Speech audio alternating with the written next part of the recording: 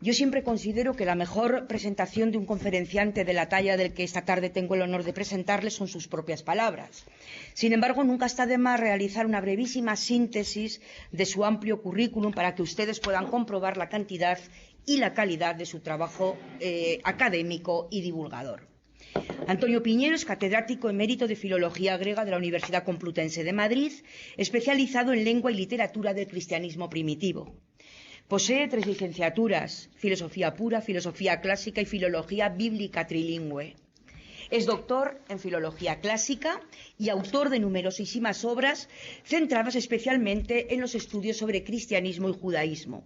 En concreto, yo he podido contabilizar en su currículum más de 90 libros y capítulos de libros, a los que desde luego deben sumarse todos los artículos y comunicaciones presentadas a congresos. Sus investigaciones en torno a los evangelios, con especial referencia siempre a los apócrifos, tienen lógicamente un prestigio y un renombre internacional. Aunque en esta ocasión su intervención es producto de su trabajo como investigador, como historiador, no podemos olvidar tampoco su faceta como comunicador, con sus múltiples intervenciones en los medios de comunicación y también las múltiples publicaciones de carácter divulgativo. Además de un investigador de reconocido prestigio, puede considerarse también un novelista, ya que ha escrito novelas históricas, entre ellas la última publicada este mismo año en colaboración con el profesor Corral, que lleva por título El trono maldito, y que será además el tema de la intervención del profesor Corral mañana por la tarde. Nos llevaría toda la tarde seguir analizando el currículum del profesor Piñero, y a buen seguro que sufriríamos algún olvido, por lo que, como he dicho al comienzo, lo mejor es siempre atender a su magisterio. Muchas gracias por su presencia, profesor Piñero, y le damos la palabra. Buenas tardes, querida Carmen, muchas gracias. Julio, a la UNED completa. Es la primera vez, no como turista, pero la primera vez que estoy en Calatayud en calidad de estudioso de la historia antigua, y confieso que estoy encantado. Y sin más, agradeciéndoles muchísimo a ustedes el poder estar aquí. El tema que voy a desarrollar dentro del plan general de este encuentro, que es la historia y la novela sobre Augusto, me toca a mí la primera parte, que es la historia, y voy a dejar lo de la novela, como ha dicho Carmen, pues para el profesor Corral mañana por la tarde. Y yo voy a intentar dar brevemente, abreviaré sin duda. José Luis, tengo que terminar a las 6, ¿no? Más o menos. Bueno, pues entonces recortaré un poco lo que tengo escrito aquí. Y lo que yo quiero es dar el trasfondo de toda la historia de Augusto y de sus sucesores, porque es absolutamente necesario para enmarcar uno de los personajes de esta época axial, época eje de la historia, que es el siglo I. Uno de esos personajes es, naturalmente, Jesús de Nazaret. Pues bien, Jesús de Nazaret se explica normalmente como un personaje puramente religioso, pero realmente tiene una importancia social y política en su época y después, incluso hasta hoy día, verdaderamente enorme. Y en ese ámbito en el que nace Jesús, aunque sea Israel, la figura de Augusto tiene una importancia, y de su sucesor Tiberio, tiene una importancia absolutamente fundamental. El comienzo de la época que yo quiero tratar se sitúa en torno al año 4 a.C. Augusto, saben que muere en el 14, es decir, unos 18 años antes de la muerte de Cristo, que sería el momento en que nosotros tenemos que situar antes de él, el momento antes del cual tuvo que haber ocurrido la muerte de Jesús de Nazaret. ¿Por qué?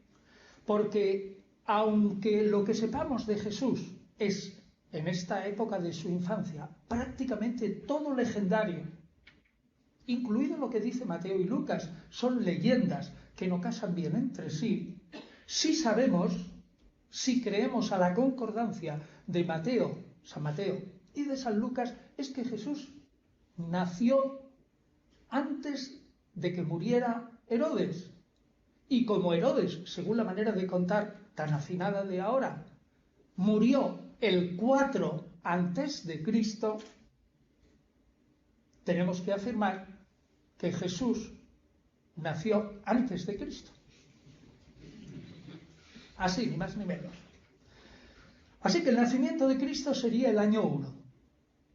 Pero otra cosa que es hoy sabido, que el año 1, lo mismo que el 25 de diciembre, son años ficticios. ¿Y por qué? Hoy día es totalmente conocido que en la época del Papa Juan I, a finales del siglo IV y comienzo del V, había una gran disputa entre la Iglesia oriental y occidental por determinar la fecha de la Pascua. Y el Papa encargó, Juan I, a un pequeño monje tracio que se llamaba Dionisio, que era tan pequeñito que le llamaban el Exiguo, que como había estudiado mucho la cronología de tiempos anteriores, determinara de una vez cuándo había sido el nacimiento de Cristo y, por lo tanto, cuándo teníamos que celebrar la Pascua conforme al relato de los Evangelios. Pues bien, Dionisio empezó a estudiar y planteó que el nacimiento de Cristo debió ser, aceptémoslo de diciembre, porque en aquel momento ya se pensaba, quizás fue hacia el año 370 y tantos, yo no lo sé con exactitud, cuando, según Carmen antes, pero cuando de una manera se establece que el 25 de diciembre es la fecha del nacimiento de Jesús. Pues bien, el 25 de diciembre sería el año inmediatamente, no existe el año cero, pero el inmediatamente anterior a el nacimiento de Cristo. Y ese sería el 748 o 49 de la fundación de Roma.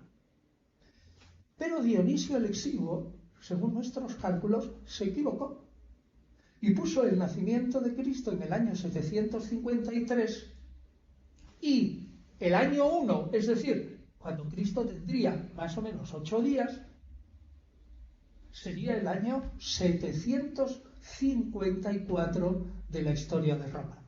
754. Estudios pertinentes y sobre todo de un arqueólogo español que se llama Dimas Fernández Galiano, entre otros personajes, opinan que Dionisio el Exiguo no se equivocó, sino que de una manera absolutamente consciente puso el nacimiento de Jesús inmediatamente antes del 754. ¿Por qué? Porque el Salvador no podía haber nacido en un año que no fuera un año tremendamente cargado de simbolismo, puesto que era el cambio del mundo, de la era. Y el año 748 probablemente pues eso no decía nada. El año 754, sin embargo, es muy importante. Primero porque el número 7, ya desde el mundo babilonio y el judío, era importantísimo. 7 ha quedado hoy como la hebdómada o la semana. Y luego 54 era 2 veces 27. Y atención aquí, el 27 es el número del alma del mundo, según el Timeo de Platón. 27 más 27 son 54. Luego resulta que Jesús nace en la plenitud del año 7 más 7 veces 100, 700, más 2 veces el alma del mundo, 27 más 27, que son 54. Y probablemente, debido a esta numerología, Dionisio el Exiguo escogió este año como año 1.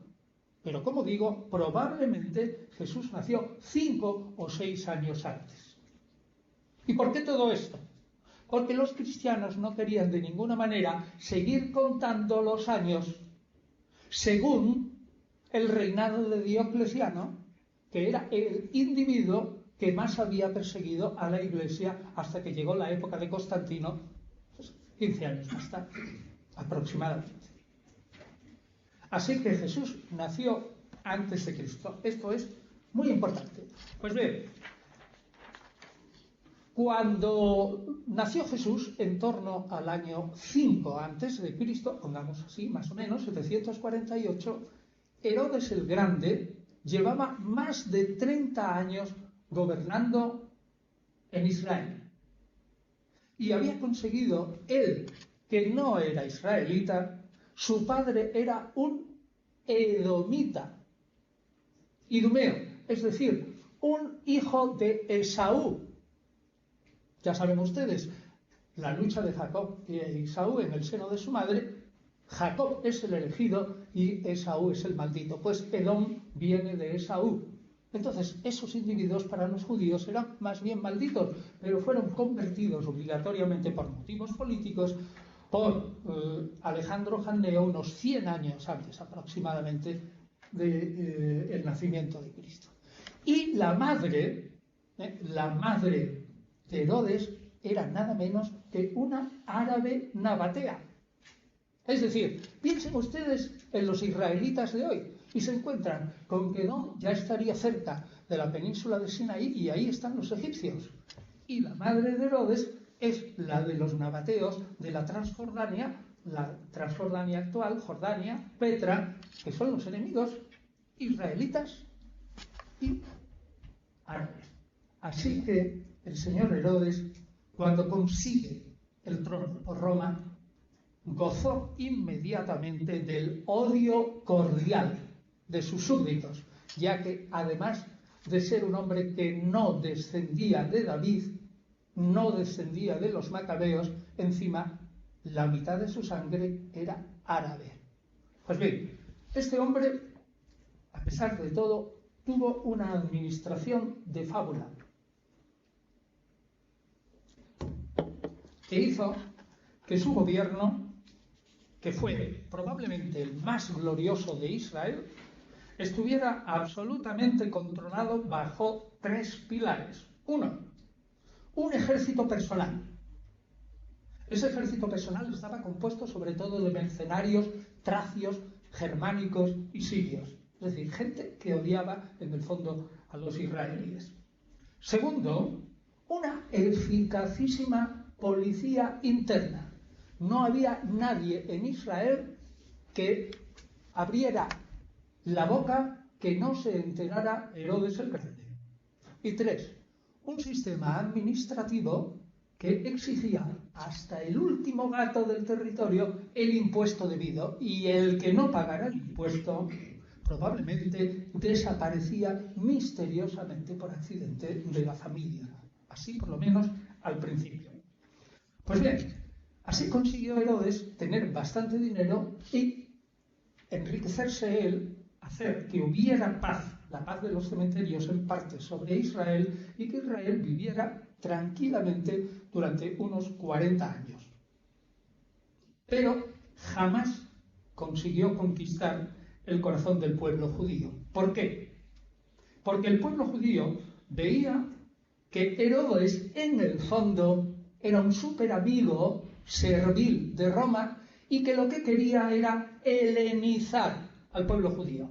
Es decir, que Herodes era ni más ni menos que un descendiente espiritual de aquel rey Antíoco IV Epífanes, que en el año 168, un rey sirio, sucesor de Alejandro Magno, un rey sirio griego que quiso que los judíos eliminaran totalmente su religión y su religiosidad y la sustituyeran por la cultura griega y la religión griega. ¿Por qué? Pues porque era lo moderno. Algo así como si viniera aquí un presidente de los Estados Unidos y dijera a un país pequeñito como España o Italia, dijeron, se acabó, dejan ustedes su lengua y su religión y ustedes se hacen ahora mismo norteamericanos y hablan inglés, dejan su literatura, sus dioses y todo.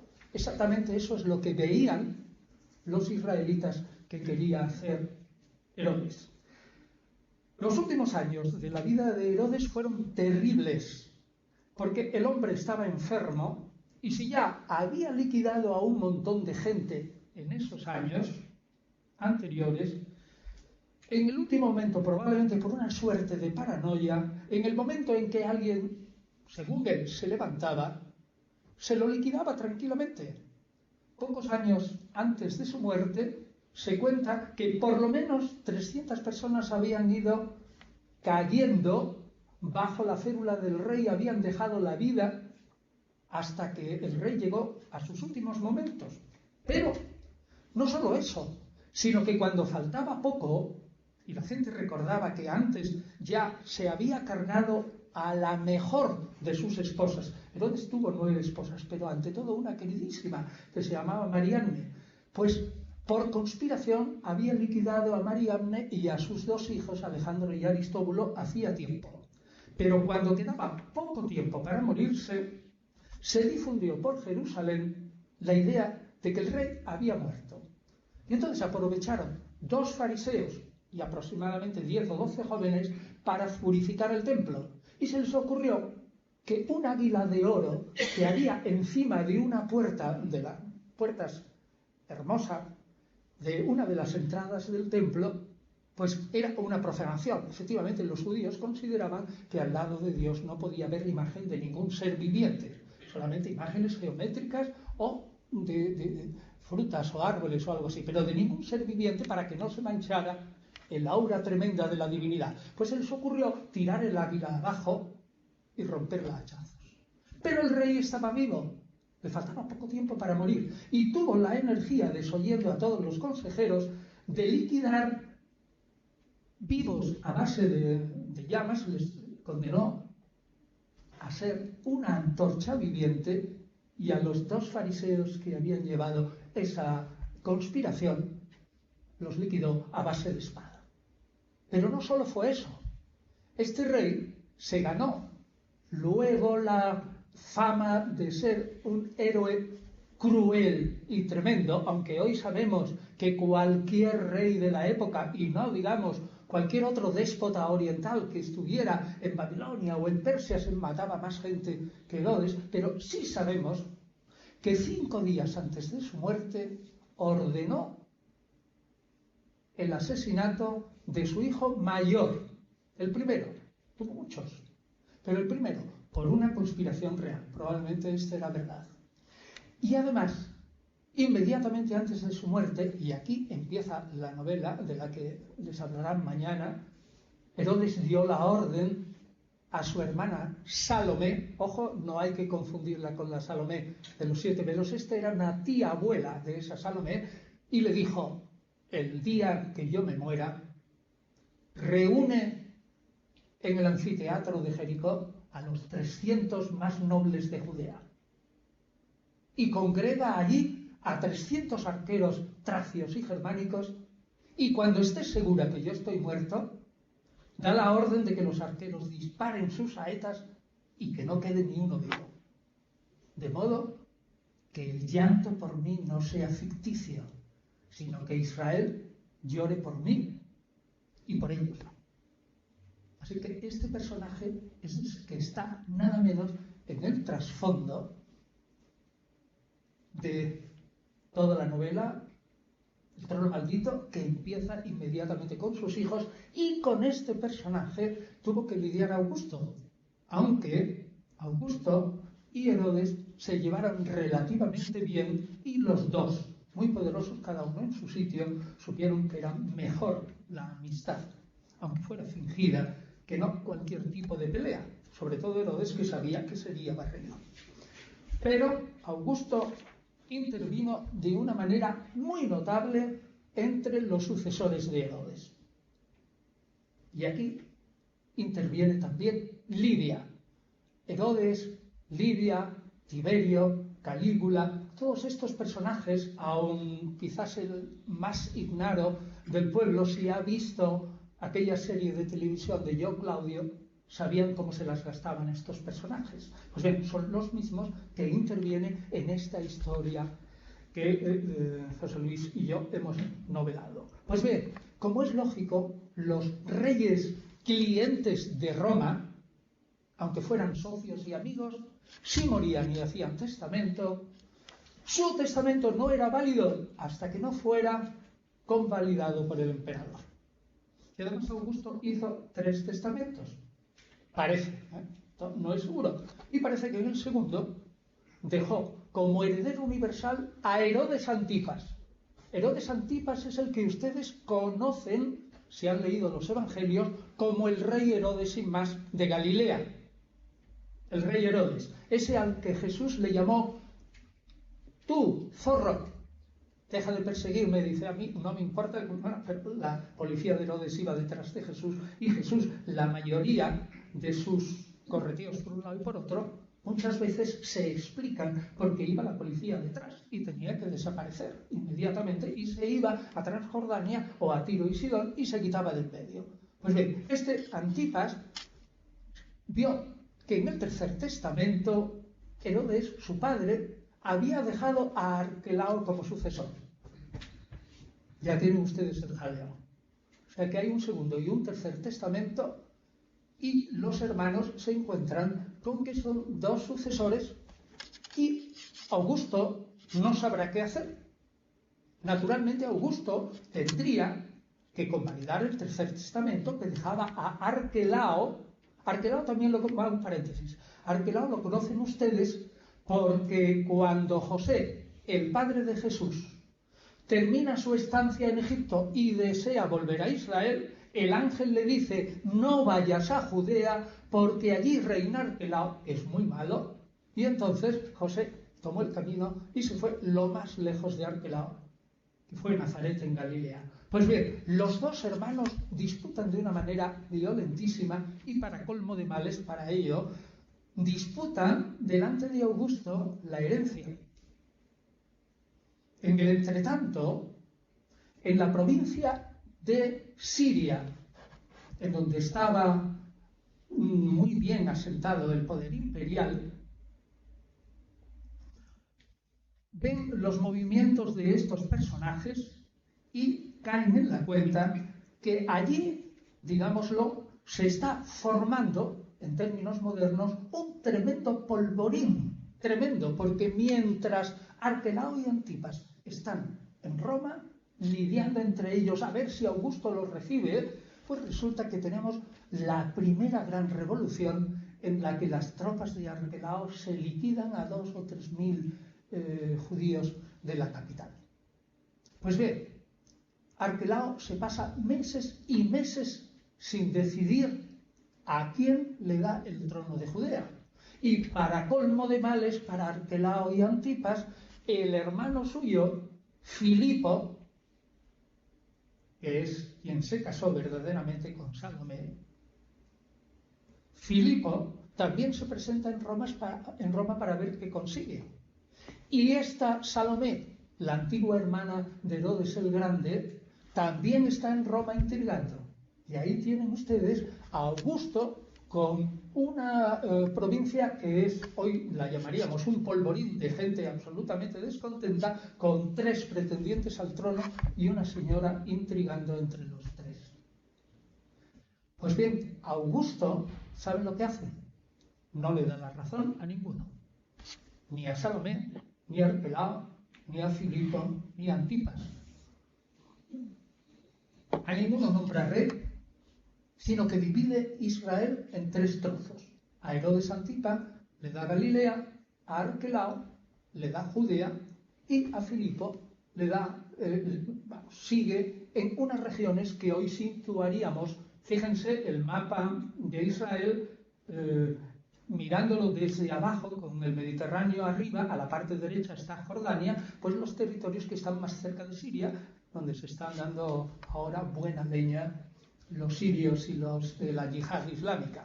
Pues ven, allí Filipo.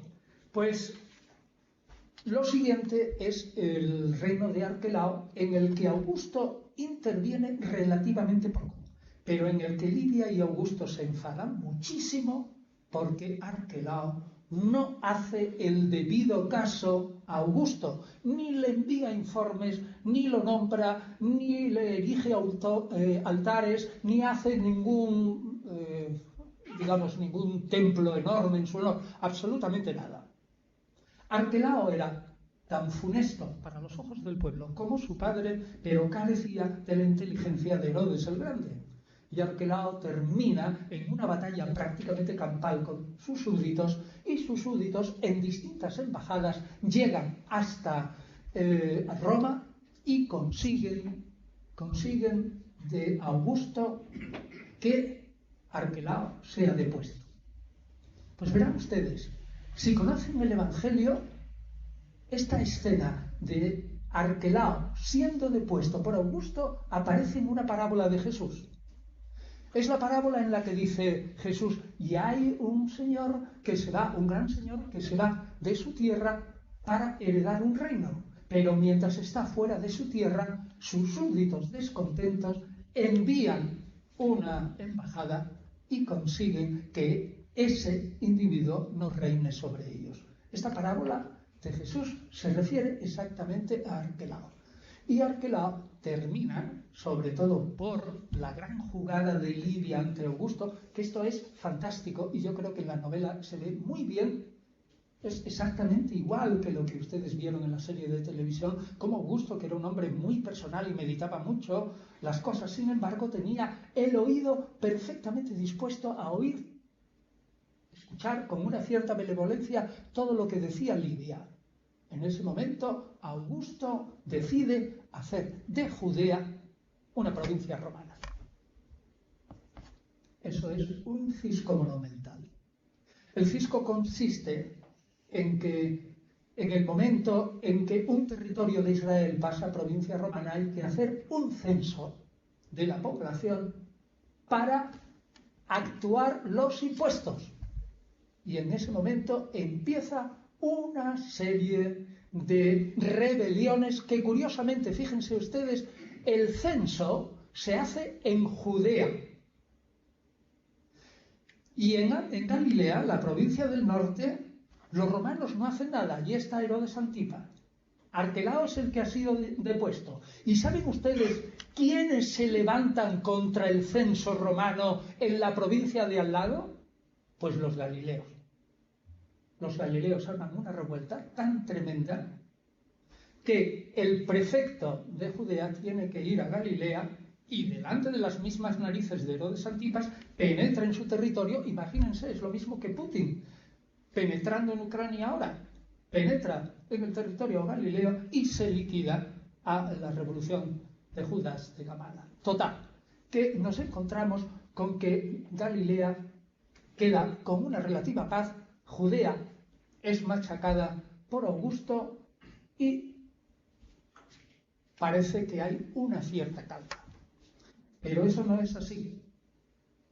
Durante toda la historia de Judea y de Galilea hasta que aparece Jesús de Nazaret, si nosotros leemos al historiador judío Flavio Josefo, caeremos en la cuenta de que a pesar de la relativa paz, desde la muerte de Herodes el Grande hasta un momento que ciertamente supera el espacio que trata nuestra novela, pero hasta el comienzo de la gran revolución de los judíos contra Roma en el año 66, en ese espacio, muerte de Herodes el Grande, repito, 4 antes de la era cristiana, hasta el año 66, Flavio Josefo dice que hubo como mínimo 11 pretendientes mesiánicos. 11. Es decir, hubo 11 mesías. Algunas veces me preguntan a mí, bueno, ¿y cómo es que este Jesús no aparece para nada en las actas del imperio? Si este parece como si fuera un personajillo que la historia no ha dicho nada de él. Efectivamente, no dijo nada de él, la historia antigua, fuera de Israel, por la sencilla razón de que para los romanos y para los griegos Jesús era un personajillo diluido, pasados unos años de su muerte, entre la historia de 11 levantamientos, incluido, naturalmente, el de Juan Bautista y el pequeño, digamos, levantamiento de Jesús. Es decir, Jesús era uno más entre 11 pretendientes mesiánicos. La historia, en ese momento, recoge la muerte de Augusto en el año 14 después de Cristo, y como Tiberio tiene la idea de no enviar por poco tiempo a un procurador o un prefecto a una provincia ocupada, no por poco tiempo, por el siguiente raciocinio. Dice Tiberio, que era también un buen administrador, dice, estos señores van a ir a robar a la provincia lo que yo les mande. Pues mucho mejor que se queden 10 años, que por lo menos roban 1 y 2 con intensidad y en los otros robarán muy poco. Mientras que si yo envío en 10 años a 10 procuradores, los 10 intentarán hacerse ricos en un año, con lo cual la provincia será expoliada. Y entonces, esa es la razón por la que Tiberio deja a Poncio Pilato 10 años nada menos en Judea. Y si no fuera porque este hombre fue muy torpe, se enfrentó a los propios judíos, aunque él sabía perfectamente, lo conocía por la historia, que los judíos habían levantado contra los romanos de tal modo que en torno al año 6, o por ahí aproximadamente, un poco más tarde, el Quintilio Varo había tenido que sofocar una rebelión de los judíos, era una rebelión relativamente pequeñita, y había crucificado a 2000 judíos y había hecho como una especie de exposición para que aprendiera la gente todo el camino que llegaba a la puerta de Jerusalén y hasta el templo, con 1000 crucificados a un lado y 1000 crucificados a otro. Poncio Pilato no aprendió. Cometió varios errores con los propios judíos, algunos bien intencionados, como por ejemplo intentar hacer un acueducto para Jerusalén. Pero, como no tenía dinero suficiente, cogió el dinero del templo y ya los judíos se pusieron absolutamente fuera de sí. Nosotros diríamos, hombre, qué cosa más razonable si la ciudad no tiene agua, hacer un acueducto y pagarlo con los dineros propios si es que el Estado no tiene suficiente. Pues no, señor. U otro momento antes, cuando un montón de judíos se postraron en tierra y le dijeron a Pilato que había entrado en Jerusalén con unos estandartes, con un águila imperial. Y le dijeron, ya nos puedes matar a todos, que como no saques esos estandartes de Jerusalén, regarás con nuestra sangre la playa de Cesarea. Así que Pilato se encuentra en un momento terrible en donde hay una aparente paz, pero que desde la muerte de Herodes el Grande hasta el año 66 va creciendo tremendamente lo que podríamos llamar la temperatura mesiánica. Es decir, el mesianismo crece. Y en este ambiente es cuando aparecen Juan Bautista y Jesús de Nazaret, tanto en Galilea como en Judea. ¿Qué quiero decir con temperatura mesiánica? Nosotros estamos acostumbrados a pensar que el Mesías, pues es el Mesías cristiano. Es decir, un individuo que viene, que es manso y humilde de corazón, predica la llegada del reino, que realmente es un hombre pacífico, que no se mete en la política de su tiempo, que no dirige ningún movimiento revolucionario ni nada de nada. En una palabra, un Mesías pacífico que además sufre la muerte en cruz, y esa muerte es la redención de la humanidad. Pues bien, eso es un invento, digamos, cristiano. El mesianismo judío, en la inmensa mayoría, se imaginaba que el Mesías era un gran caudillo militar. Él cogería a un ejército pequeñito, como el de Gedeón, con 300 o 3000 hombres, se lanzarían contra los romanos, así tal cual, e inmediatamente Dios actuaría con 12 legiones de ángeles y los romanos se irían al garete. Inmediatamente después que hubieran desaparecido los romanos, los griegos, los edomitas y cualquier otro de Israel, el pueblo se haría muy fiel, guardaría la ley de Moisés, Dios instauraría su reino y realmente Israel se convertiría en lo que Dios había prometido a Abraham, una tierra que emana leche y miel. Es decir, los judíos estarían en una jauja feliz. Pues bien, los judíos habían estado desde el año 580 aproximadamente antes de Cristo, con los babilonios, y luego hasta el año 470 con los persas, y a continuación hasta Alejandro Magno 323 bajo el dominio persa. Desde el 323 hasta el 200 habían estado bajo el dominio de los egipcios, de los faraones egipcios que eran griegos, los ptolomeos. Y desde el 200 hasta el 168 habían estado bajo el mando de los seleucidas. Bueno, habían estado oprimidos. Pues no habían tenido demasiado malestar. Sí lo suficiente como para hacer la revolución macabea. Pero realmente, cuando Roma, desde el año 60 a.C., por mano de Pompeyo, pone su bota en Palestina, no sabemos qué pasa, pero los romanos se hacen cada vez más odiosos al pueblo israelita, hasta que en el año 66 esa temperatura mesiánica que les digo estalla en una fiebre enorme, de tal modo que, siendo ellos una hormiguita, se atreven a plantarle cara al elefante del imperio. Naturalmente, Dios no intervino, ni las 12 legiones tampoco. Y el elefante aplastó a la hormiga. Y esto fue el anuncio, ¿eh?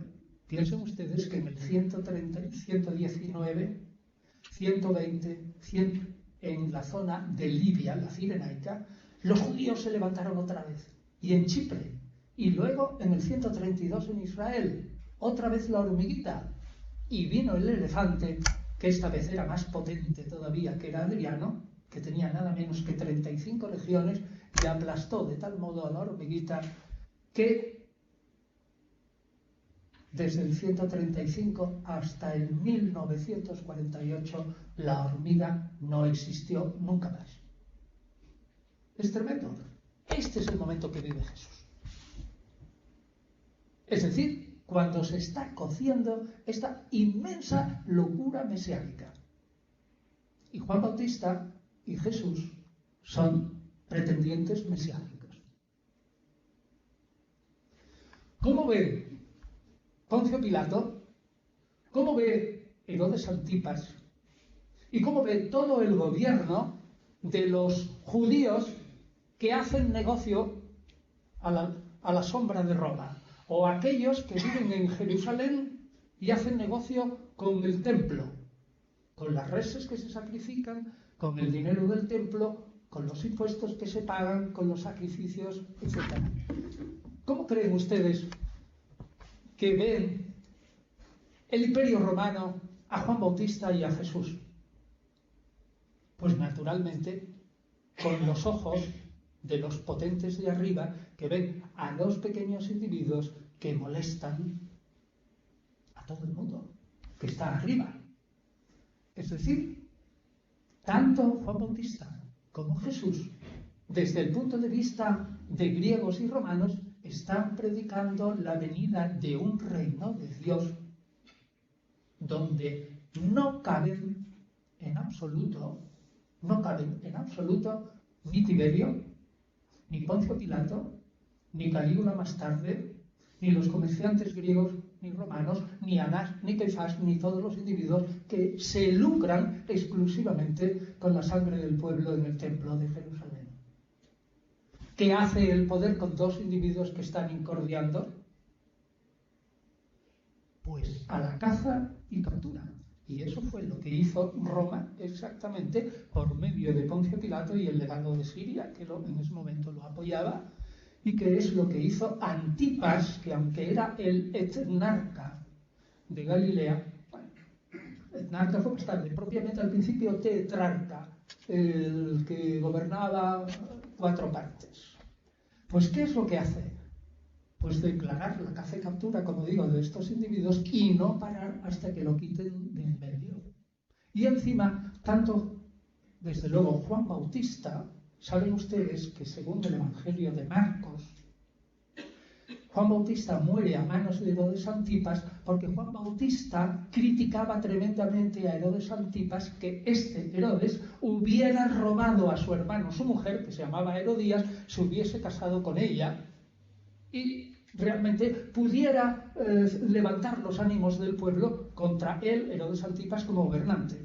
Sin embargo, si leen a Flavio Josefo, dice una historia diferente. Herodes Antipas, y esto es lo que aparece en nuestra novela, acaba con Juan Bautista porque, dado que este hombre era un gran predicador y que arrastraba las masas, temía Herodes Antipas no fuera que en un momento de excitación llegaran las masas a formarse un número crítico, se le presentaran delante del palacio y acabaran derrocándole.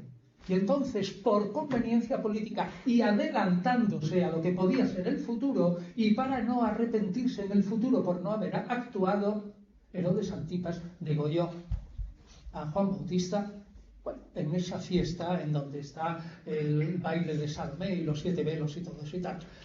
Las dos versiones no tienen por qué ser contradictorias y las dos aparecen en nuestra novela como plausibles.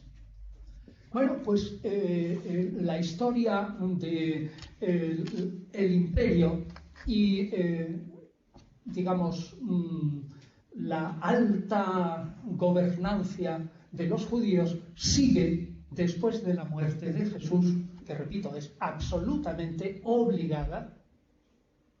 Voy a hacer un paréntesis. Imagínense ustedes que Jesús es hoy día un revolucionario tremendo que intenta derrocar en este momento el país, España o Francia, algo así, con un ejército pequeñito de 100 o 200 hombres, pero que se encastilla delante del palacio de la Moncloa y empieza a disparar tiros. ¿Qué es lo que haría?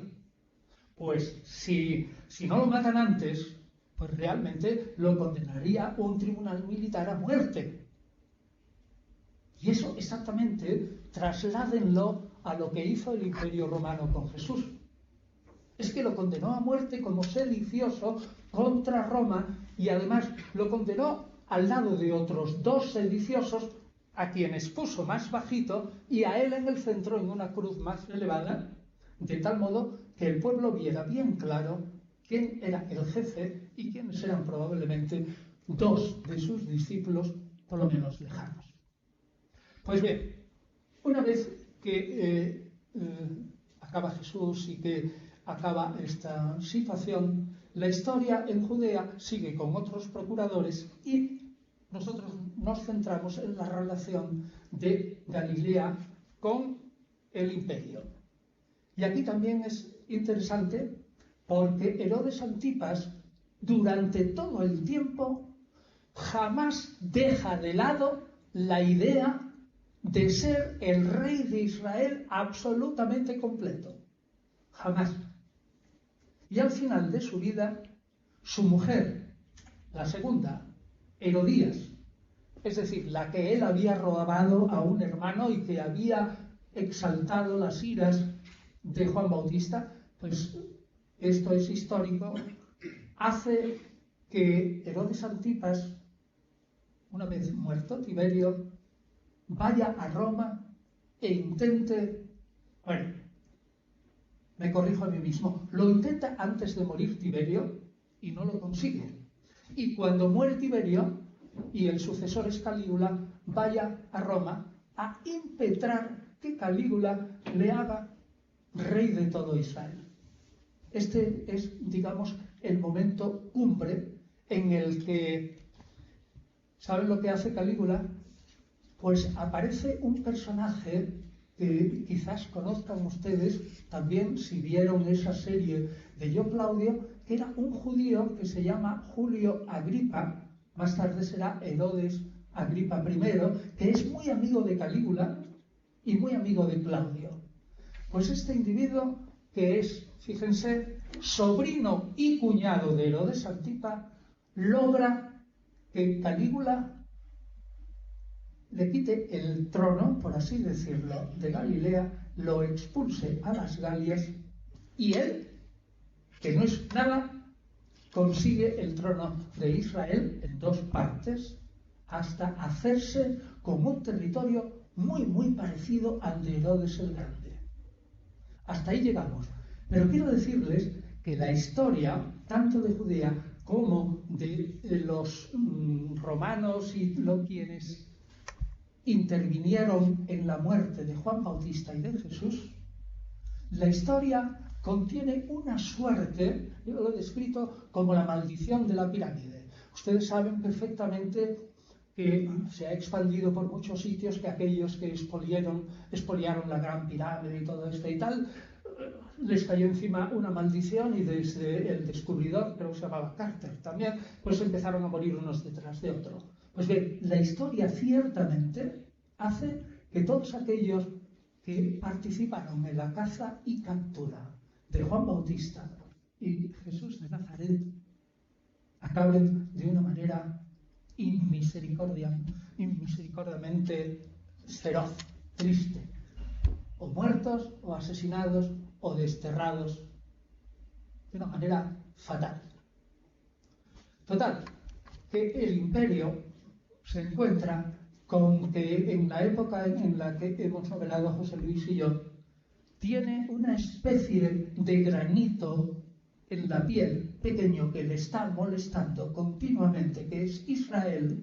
¿Por qué le molesta a Israel tanto? Pues porque Israel está delante del verdadero enemigo del imperio. El enemigo del imperio son los partos, es decir, los que están en Persia. E Israel, si fuera una provincia que hubiera hecho lo que hizo Herodes el Grande, es decir, hacerse a la religión del imperio, a la cultura del imperio, sería una especie de colchón que mantendría a los persas alejados. Pero si encima que tenemos a los persas molestando tremendamente al imperio, encima tenemos que la provincia de Siria y de Israel está continuamente molestando, imaginarán ustedes que Roma miraba a esa parte del Mediterráneo oriental con unos ojos especiales y que la trataba duro. Y así se explica cómo cuando la gran revolución del 66, Vespasiano, el que luego será emperador, emplee hasta 3 o 4 legiones en acabar totalmente con los judíos.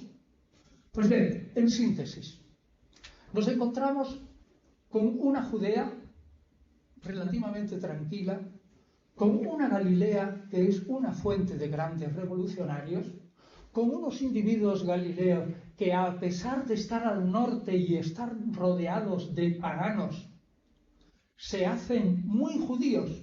Es decir, no hay un movimiento centrífugo de Jerusalén en Galilea, no, sino que los galileos se sienten muy judíos y al estar rodeados de paganos, aunque aparentemente no vayan al templo porque está lejos, aunque no puedan rezar todos los días, se convierten en tremendamente judíos para así, en cualquier caso, obtener de sus hermanos judíos del sur la protección si alguna de las ciudades griegas de alrededor se enfrentara a ellos. Es decir, nos encontramos con una Galilea tremendamente religiosa, que es más religiosa en algún aspecto que Judea, a pesar de estar apartada del templo de Jerusalén. Si tuviéramos tiempo, explicaríamos estas diferencias entre Galilea y Judea que aclaran perfectamente el por qué un personaje como Jesús, que es profundamente religioso, tiene una espiritualidad distinta que la de Judea. Y en 2 palabras se puede aclarar: Galilea está lejos del templo, y lo único que importa es guardar la ley en lo esencial. Y las tonterías de la pureza y esto y lo otro, que nosotros tenemos que estar tratando continuamente con la gente de Siria y con los romanos y los griegos de allí, eso importa mucho menos.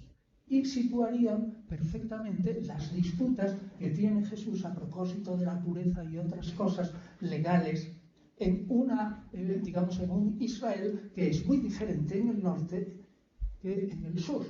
Pero no tenemos tiempo y tenemos que dejarlo así. Quizás ustedes, quizás se lo explique bien José Luis cuando hable de la novela, pero aun haciendo propaganda de lo nuestro, yo les diría que esto que yo no puedo explicar aquí está maravillosamente pintado, perdone que diga esto, en el desarrollo de la novela, y se ve perfectamente cómo el Jesús Galileo, a pesar de ser profundamente judío de religión, sin embargo es muy distinto de los judíos de Jerusalén, y por qué llegan a una pugna entre ellos.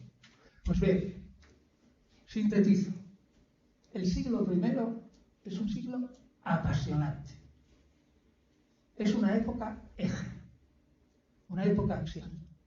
Lo que ocurrió en el siglo I por parte de los judíos y los galileos y por parte de Roma intervienen directamente en la vida y muerte de dos personajes, Juan Bautista y Jesús de Nazaret, que han condicionado de un modo muy notable la civilización occidental, y al mismo tiempo otra civilización que no es occidental, pero que se rige por parámetros occidentales. Así que no se pueden ustedes extrañar que yo haya dicho 1000 veces que, enamorado de este siglo tan preñado de consecuencias, pues cuando me preguntan, ¿y usted qué hace? Pues vivir desde hace 40 años en el siglo I para intentar entenderlo mejor.